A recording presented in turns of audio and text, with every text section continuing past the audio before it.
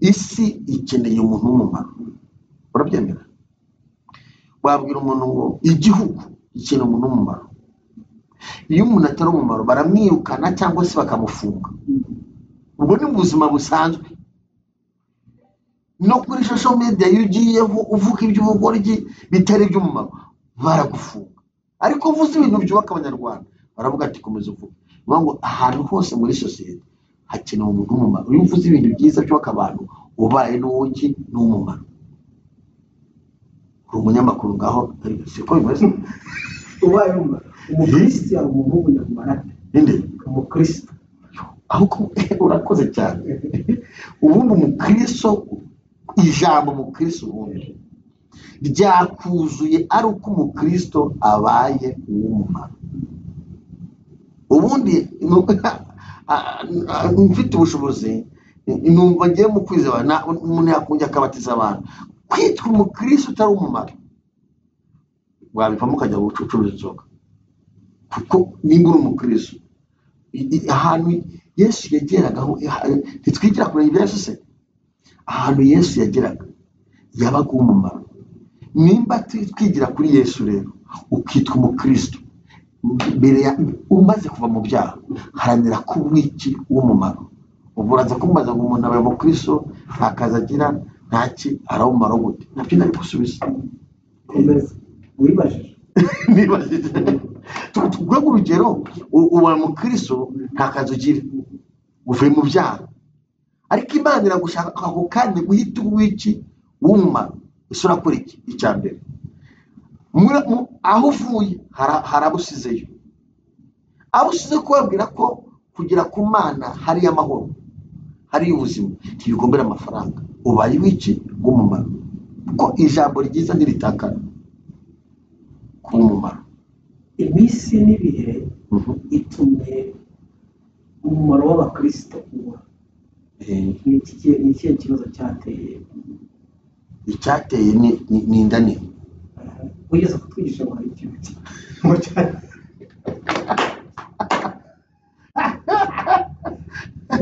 bakoze bana kunyereka kino kiganiro nzajya nyimukoresha nta kibazo. Ni iki cyateye mu bakristo gituma bataba abantu b'umumaro? Icyateye cya mbere hateyemo inda nini. Inda nini ntabwo abantu bajya mu gakiza. Nkizwa nakizwa ari ukujya mu ijuru. Nkizwa bavuga ngo tuzajya mu ijuru turirimba nzakagendana turimba udukoresho two kujya mu ijuru ubugingo bwacu burinde. Ngeze muri Kigali sanga hari ibindi bintu bitandukanye na bya bindi. Hanyuma rero abantu impamvu icyateye mu itorero ni inda nini. Urumva bagezemo abantu mu bintu by'Imana bihindamo business. Kubyumva bamwe barabyibisha, abandi bapirata impano z'Imana barazibisha. Ko nukuri uyu munsi umuntu arahabwa hati Imana iravuze itavuze akibisha. Nimba yibishije so numva atari ajyanye mu itorero yagiye ari umukristo ariko abamupagani w'iki mu rusengero. Ariko ntabwo ari bose, haracyari n'abandi batari bagera aho ngaho. Ariko icyangije itorero cyane ni inda nini. Ikindi inda nini yarinjiye abantu barikanyiza. Ufite arakurubana mu itorero yose. Nimba ubayemo ukabwiriza ukaririmba ukayobora ibintu byose bikurikira bakubwira ati amahoro ya Kristo agendane nawe, urumva nta kandi kantu kagakeneye. Ngaya n'abantu bakizwa bagahita bava ku bandi bakabajugunya. Ntabwo tubajugunya. Kwitandukana n'umudamu bivuga ni ukuba muri bo ukababwira ibya Kristo ukabaganza. Ntabwo ari kubata ni ukuberera imbuto ahubwo. Subiraho bwate inshuti, twabaye mu kigare kinini gikomeye cyane, ariko nageze ahantu hari amahoro. Wanyemerera ukazamerekeza no kumva iyo ugize amugakaza ubu mubereye w'iki w'umumaro. Wa muntu ubwiza akizwa ukuye umuzigo ku gihugu, ku muzigo ku muryango, ku muzigo muri karitsiye. Niba ari umujura agakizwa umubere w'umumaro mu buzima bwe bwose. Azajya ngo sinzibagirwa Dodoni wambwirije agakiza. Niyo mujya kumva ngo nubwo ngo n'umukristo ariko pastor wanyandika ntaga ni we wamubwirije ubutumwa. Niba abantu baririye abandi mu mibare bari abandi mu mibare bituma abadukurikiye ntabwo twataye ikintu twari turiho tugiye kujya ku cya kabiri ntabwo twataye ikintu twari turiho twari ku muntu w'umumaro. ni ukuvuga ngo inda nini yatumye abantu bataba abantu b'umumaro, binatuma abantu banga itorero, binatuma abantu banga umurimo w'Imana, bituma abantu bamwe bivumbura, ariko ubundi itorero, umurimo w'Imana, umukristo yakagwiye kuba uw'umumaro, uri mu itorero k'umumaro, gutanga amaturo ukabitanga wumva yuko ko uri gukorera Imana, icyacu ukagitanga kuko ugitanze uba ubaye w'umumaro, amaturo ukayatanga wumva ubaye w'umumaro, wamwafasha abakene mukafasha wabakene, ari abashumba, ari abapaseri, ari abarimu, ari abahanuzi, ntiwumve ko ntugire ahantu ujya ugira kubita kuko abantu bose ari abiki, ari ab'umumaro. kuba umuntu w'umunyamumaro. None narababwira dusoza kano kantu k'umunyamumaro gatoya, abakristo bamwe bitewe n'iyo nzara n'inda nini iri mu itorero batangiye kuvamo batuma n'abandi batabijyamo. Ubabwiye iki aka kanya? Cya mbere nababwira yuko mbere yo gushaka ubutunzi n'ibindi bajya bashaka Imana, bamara gushaka Imana, Imana izaba mu cya kabiri bakundane. Wabyushije bashaka Imana, cya kabiri bakundane, hanyuma bafashanye nk'abana b'Imana, bakundane bafashanye. Ndabashimiye cyane, ibihe byiza cyane kuri mwebwe mwese mudukurikiye bari hirya no hino gukurikira cyane yacu yitwa Gusenga Rwanjye, ngo basuzanye Dieudonné Imana ishimwe. Mwari maze iminsi mutari kunyuma cyangwa se mutari kumva ndi gukorana ikiganiro, ariko uyu munsi turi mu kwezi gusoza umwaka, ariko kandi tukaba dukwiriye kubaganiriza, ariko kandi bibaye ngombwa ko dukorana n'umukozi w'Imana Prophet Werarisi. Kumubona ajya akunda no kumvuga cyane iyo turimo tuganira. Nagira ngo rero mbabwire ko mbakiriye mwebwe mwese aho muri hirya no hino ku isi mukunda gusengerwa, ndetse kandi mudukunda muhora mudukurikira mu buryo butandukanye, ndetse kandi mukomeza no kwishimira ijambo ry'Imana ndetse n'ibindi bikorwa tugeza kuri gusengerwa. Njyewe rero uwakiriye nitwa Dieudonné Imana ishimwe, reka nakire umukozi w'Imana. Uraho neza? Naho ndashima Imana. Amakuru y'iminsi? Neza. Tumaze iminsi tuganira, tukaganira cyane, uganiriza abantu ukabaganiriza ibintu bikomeye. Hari ikintu uherutse kuvuga ejo bundi, uravuga ngo kuba umuntu w'umumaro. Nahise ngira amatsiko menshi cyane, ngira amatsiko, mbese hari umuntu wavutse hatari umumaro kuri iyi si? Umuntu wese Imana imurema yawuremye yifuza ko aba umumaro, ariko mu mahitamo y'umuntu ushobora guhitamo nabi ugahombera abantu aho kuba umumaro.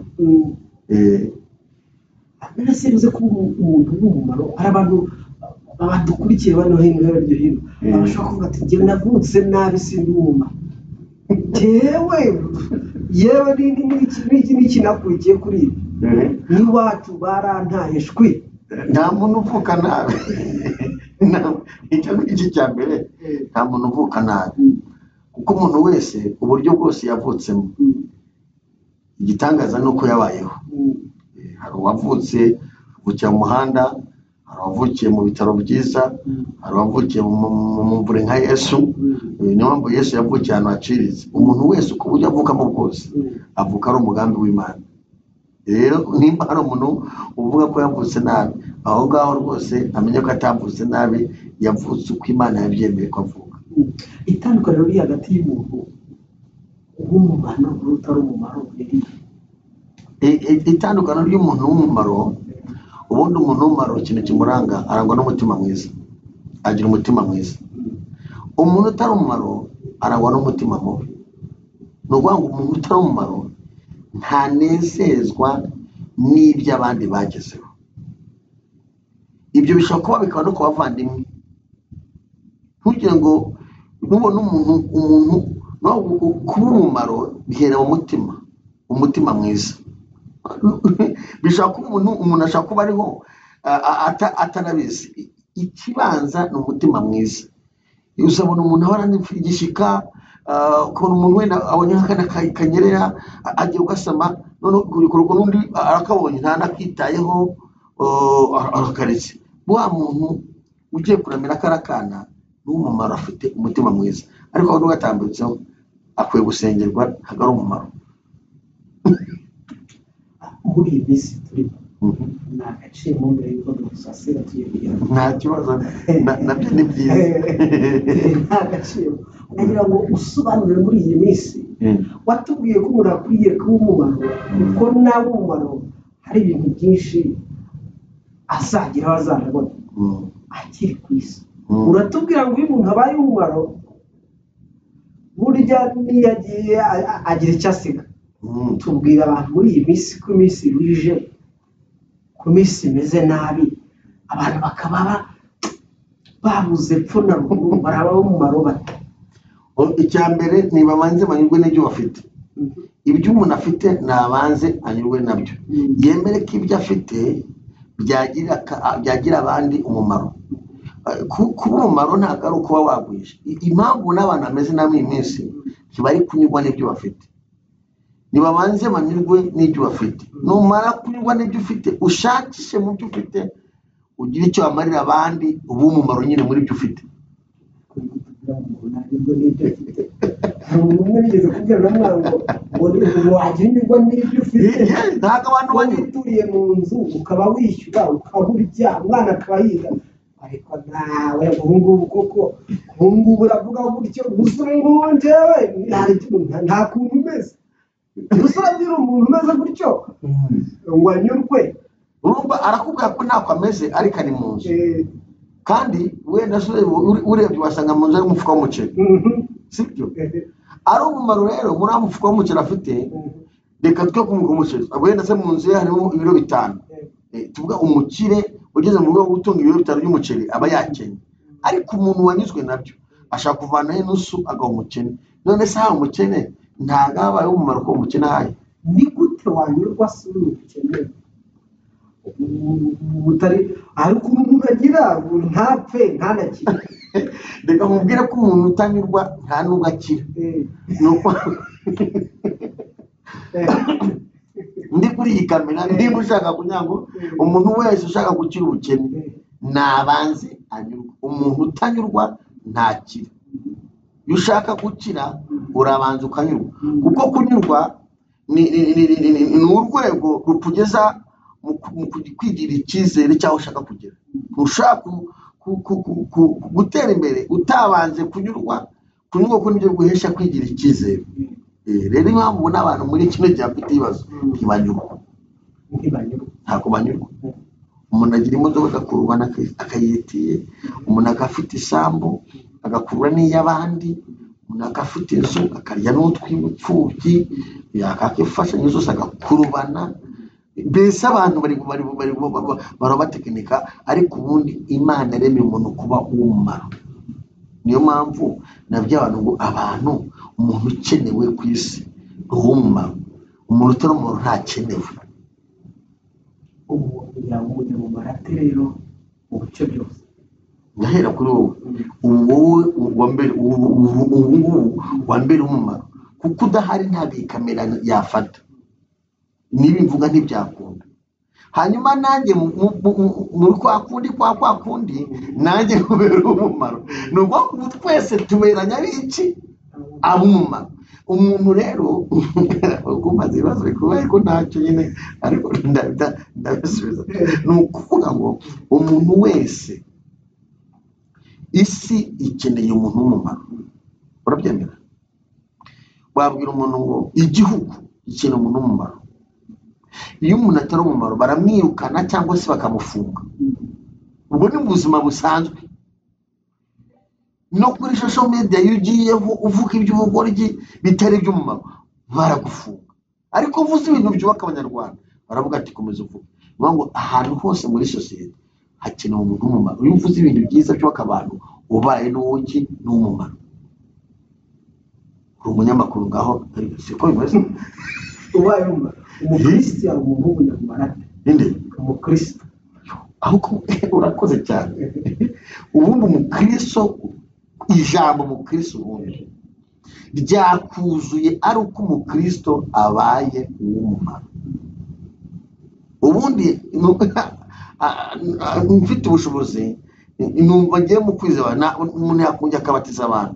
Kwitwa umukristo utari umumaro wabivamo ukajya gucuruza inzoga, kuko nimba uri umukristo ahantu Yesu yageragaho ntitwigira kure y'Yesu se, ahantu Yesu yageraga yabaga umumaro. Nimba twigira kuri Yesu rero ukitwa umukristo mbere umaze kuva mu byaha, haranira kuba iki w'umumaro. Ubu uraza kumbaza ngo umuntu abaye umukristo nta kazi agira ntaki arawumaro gute? Nabyo nari gusubiza. Wibajije nibajije tuvuge urugero, ubaye umukristo nta kazi ugira, uvuye mu byaha, ariko Imana iragushaka ako kandi guhita uw'iki w'umumaro. Ese urakora iki? Icya mbere, aho uvuye harabusizeyo, abusize kubabwira ko kugira ku Mana hariyo amahoro, hariyo ubuzima, ntibigombera amafaranga. Ubaye w'iki w'umumaro, kuko ijambo ryiza ntiritakara, ntabwo ryo ritakara burya, n'ijambo rimwe ntiritakara. Niyo mpamvu ibyo umuntu aremye muri we nibyo bimugarukira.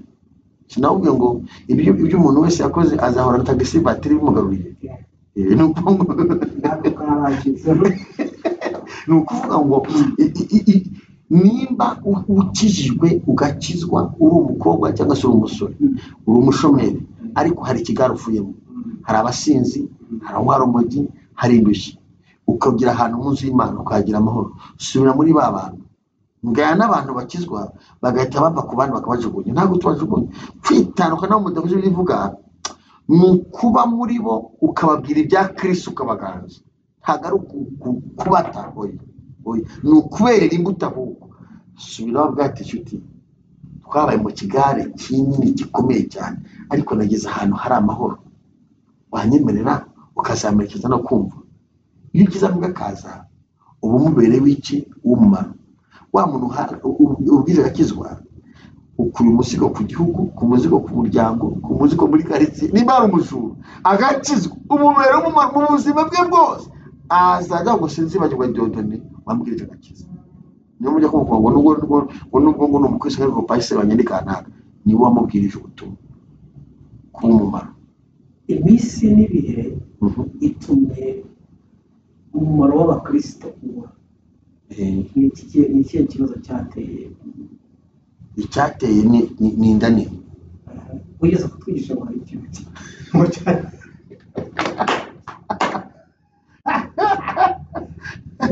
bakoze barakunyereka kino kiganiro nzajya nkimukoresha nta kibazo.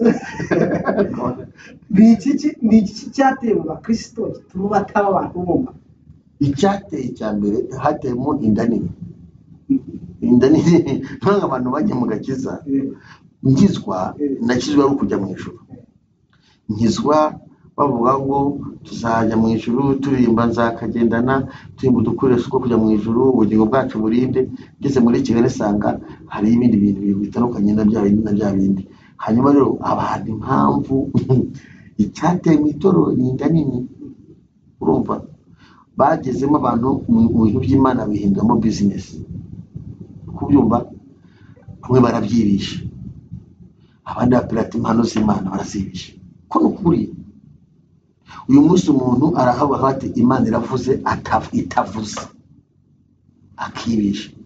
Nimba yibishije so numva atari ajyanye mu itorero, yagiye ari umukristo ariko aba mupagani w'iki mu rusengero. Ariko ntabwo ari bose, haracyari n'abandi batari bagera aho ngaho. Ariko icyangije itorero cyane ni inda nini. Ikindi inda nini yarinjiye abantu barikanyiza, ufite arakurubana mu itorero. Yose nimba ubayemo ukabwiriza, ukaririmba, ukayobora, ibintu byose bikurikira bakubwira ati amahoro ya Kristo agendane nawe, urumva nta kandi kantu kari gakenewe. Karakenewe cyane. Nose nimba ubundi nimba mu itorero ni society, mu itorero n'umuryango.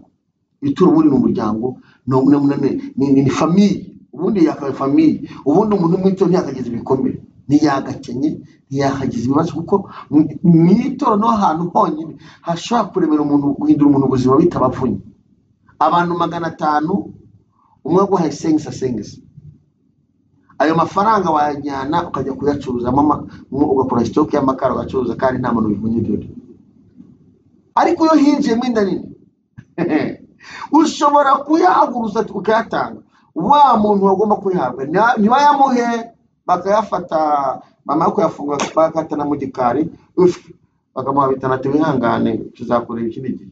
Icyo nicyo bita inda nini. Ariko uyafashe bakahereza umuntu agatagenda. Niyo Imana ageze hano ndavuga ati sinzasubira inyuma bizakomeza nyuzwe. Ikintu kishi umurimo w'Imana ni inda nini. Hamwe twishira kugira ngo amasengero y'inza umuntu wavuze ngo umurimo w'Imana ngo haje inda nini. Ni ibiki byose no shurumva inda nini se Yesu yanzara nyine.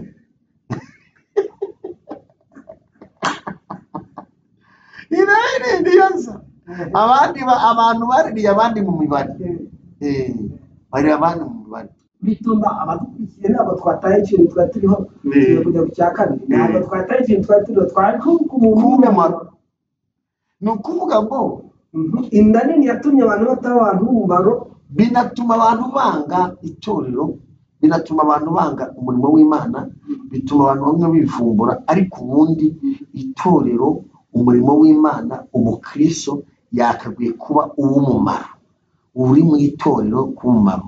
Gutanga amaturo ukabitanga wumva yuko ko uri gukorera Imana. Icyacu ukagitanga kuko gitanze uburwayi w'umumaro.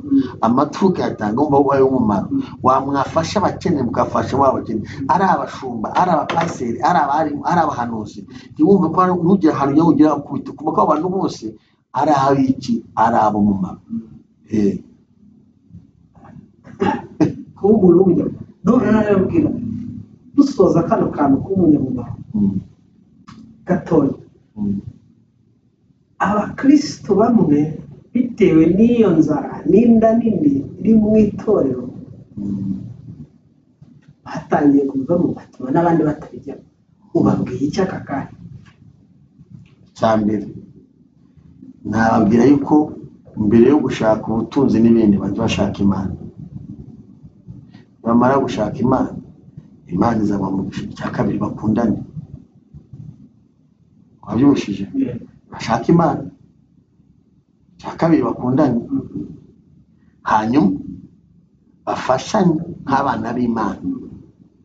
Bakundane bafashanye, dayimoni zizabavamo zizagenda. Inama ugira itorero niyo bintu uko abantu bakundana itorero bakundane. Abashumba n'abakundane ari babasaza nabo kubashumba badushumbye mu itorero atana gusa n'abashumba ntugire umbaza mu izina. Nawe nakubajije. Urakoze. Nawe nakubajije abashumba rwose. Nakubajije abashumba naye navuga abashumba. Okay, abashumba icyambere nk'umukristo bakwiye gukunda inama bayoboye bakazegera. Nibabe muri za biro zabo aho kubanuka basanga inama bazimenye baziganirize bazikunde nama kuzikunda. Ubwo ni bumvuza abashumuze n'inama kabiri nabo ubwabo bagire gute bakundana. Bemerane. Hari ukuntu abantu batemerana kandi bose bitwa abashumba. Abashumba bemerane. Ibyo ngibyo bino mu bahanuzi, bino mu bakozi b'Imana. Ugasanga abakozi b'Imana ntibemeranwa, ugasanga umwe apinga undi, ugasanga abantu barigana ariko abantu bemeranwa bagakundana. Umurimo w'Imana watera imbere, abantu bagira amahoro kandi umugisha w'Imana bakuba. Ni iki Imana ishaka. Urakoze cyane. Katwiyambukire tugere ku kintu cyitwa uvuze ku kintu cyitwa umunyamumaro. Ndumva hari ibintu byiza kandi utanze ubutumwa bukomeye. Abantu badukurikira nimugerageza kumva ubutumwa batubwiye uraza kutugeza ahantu kure kandi heza cyane. Bose umuntu utari umuntu ntakenewe. Ntakenewe rwose kuko none se nta kintu akenewe. Ntakenewe mu kazi, ntakenewe mu itorero, ntakenewe mu muryango. Hakenewe umuntu w'iki umumaro. umuntu wese uri uhumeka akwiye kumva ko agomba guharanira kuba uw'umumaro. akananyaza kubaza niwo tunyana Kamba. ejo bundi waravuze hari umubyeyi rwose yagize cyangwa ati wa muntu ibintu byo kugenda n'amaguru jewe nkurikije Imana ikurimo yesheje agaciro ugenda mu modoka ariko bamwe na bamwe bakavuga bati swate kwibonekeza cyane ukugira ibyo bintu ko umuntu yabereye undi muntu w'umunyamumaro bivuga icyambere mu bintu yakoze bya mbere bikenewe n'ibyo yabaye umumaro. Uzi kubona umuntu utari ufite inzozi, ubundi hari ibintu urota hari bitarota utari ufite inzozi kuzicara mu modoka ukuntu umuntu avuga ati nguhaye imodoka, icyambere amubereye uw'umumaro, kabiri amuhinduriye ubuzima.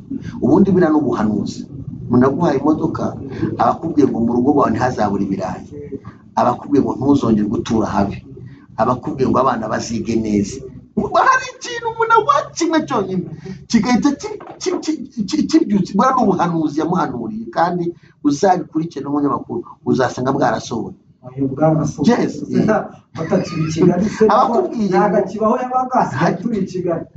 Abakubwiye ngo uva mu cyaro ubuzima buhinduke. Hanyuma rero isi nakubwiye ngo abantu baturinda no kutemerana. Iyo bikoze gutyo, ubikoze bahita mwita akajya kuzimu, cyangwa se bakamwita ko mbese atari ubikoze hari kundi kuntu. Ariko ubundi iki nicyo cyazanye ureba urukundo rukomeye cyane. Ni uwa mu kintu cya Yesu ni urukundo. Mbese nimba urukundo se no kwikanyiza, urukundo ni ugusangira.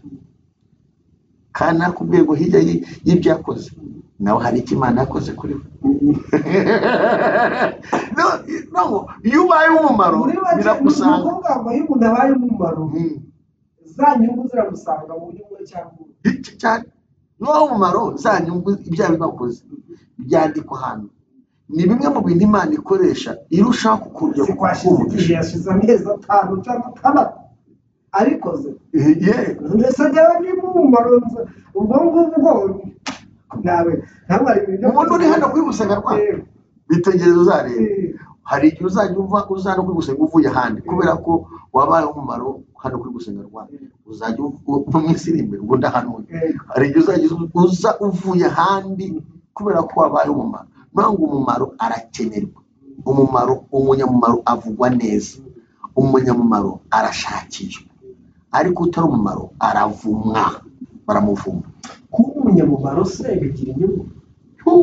Bigira inyungu mu gihugu, bigira inyungu mu itorero, bigira inyungu ku muryango, bigira inyungu no kubagira na wa wundi wabaho umumaro.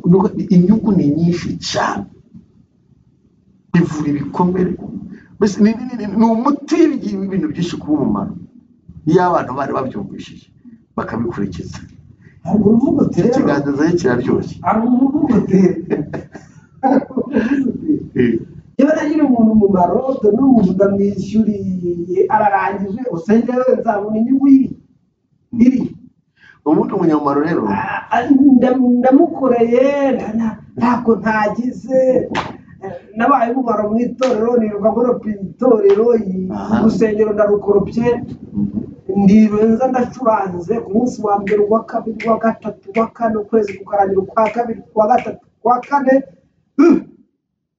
akaba n'igihe n'umuntu uyoboye ntatagize n'iyeruka kugeza ngo mugurire amazi. Izo nyungu azazikura reka nihereho mukubwiye kuri jyewe. nayoboye amateraniro kuva kera. Nyuma kuva kera ubwo no guhera kuva mu cyaro, aho nari mu cyaro, aho nabaga ndi umwana ndi umusore nayoboraga amateraniro nzi Kigali. Nyobora amateraniro mu Rukiba hasi yo kuwa gatatu. Nayoboraga atamemba kandi itorero ndireba kandi batura. Ese sinafite amaso kandi batanga icyacu sinakibona se kandi abakristo bakaboneka. Ndayobora umumaro mu itorero ko Imana nyungwa none uyu munsi nawe kuri sheri dufite ibihe byiza. Hari abamwe ngo naravangiye, ariko kamubwire icyavuyemo n'iki. Havuyemo umuryango, havuyemo abana, havuyemo uhumeze kandi tutabamenye. Mu iyo myaka yose amafaranga yaba aravuye mu mufuka w'umushumba umwe wenyine wamuhamagara bati mukozi w'Imana tuguriye ugurishe umuntu w'Imana, abana bagata amavuta y'Imana akomeye, kandi byavugira baba basaba igikomeye cyane, tumugishe Imana ukubeho wakoze umukozi w'Imana. Iyo ukoze neza, iyo abantu batabyibutse Imana irabyibuka, kandi Imana ibyibuka ikoresheje abantu. Naragakoze umukuru w'Imana mbona akazi njya muri misiyo, yarabona size uzemo n'akazi, Imana we nguhaye akazi kubera ko wankoreye neza. Gusa umbwira abantu bashinze amadini byacumbanye umunsi batagira mu itorero bahe na mikoro, koko birwaniriye batarindiriye isaha y'Imana.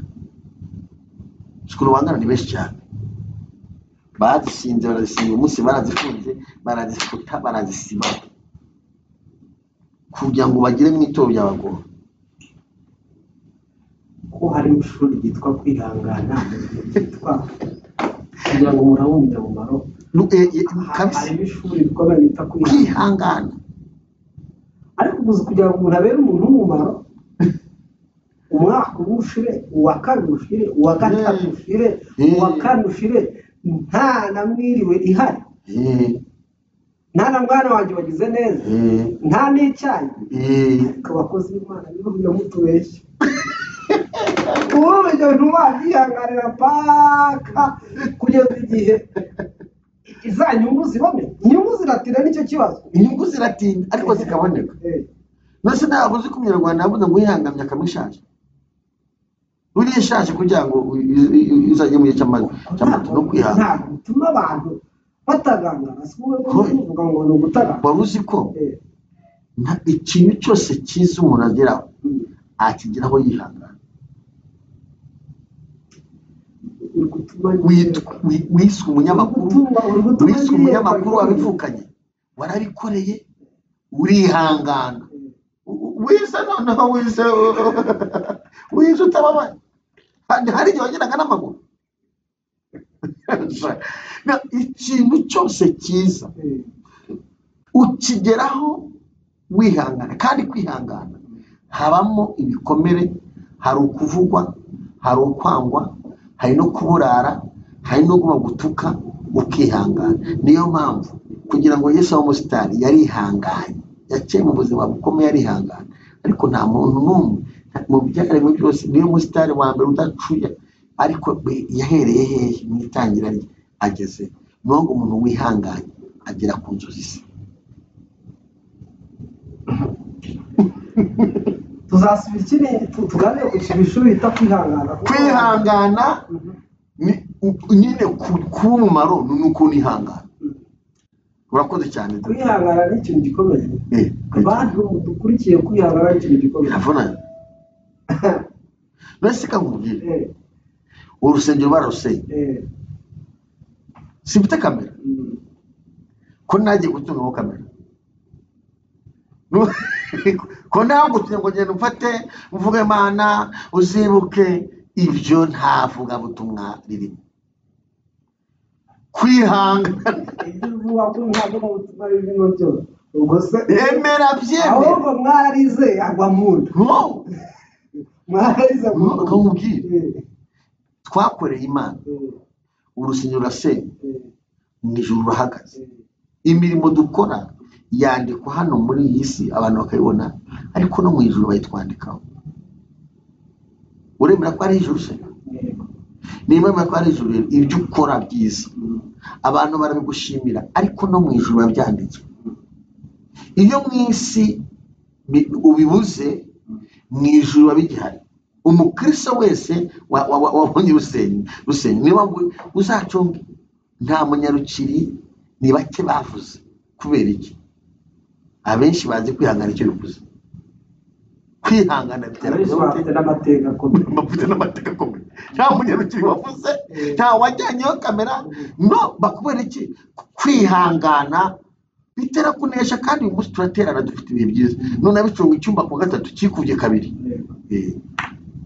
kandi ngo barasenye kwihangana ngo n'umuntu wese udukurikiye muri icyo kiganiro tumwifurije kwihangana reka bafate deni ryo kuzaganira ku kintu bita kwihangana kuko hari abantu bakeneye kumenya kwihangana icyo ari cyo kuko hari umuntu ubwira ukamubwira reka tujye kuza n'abantu b'umutoza urangije kugenda ibintu byinshi cyane byo kuba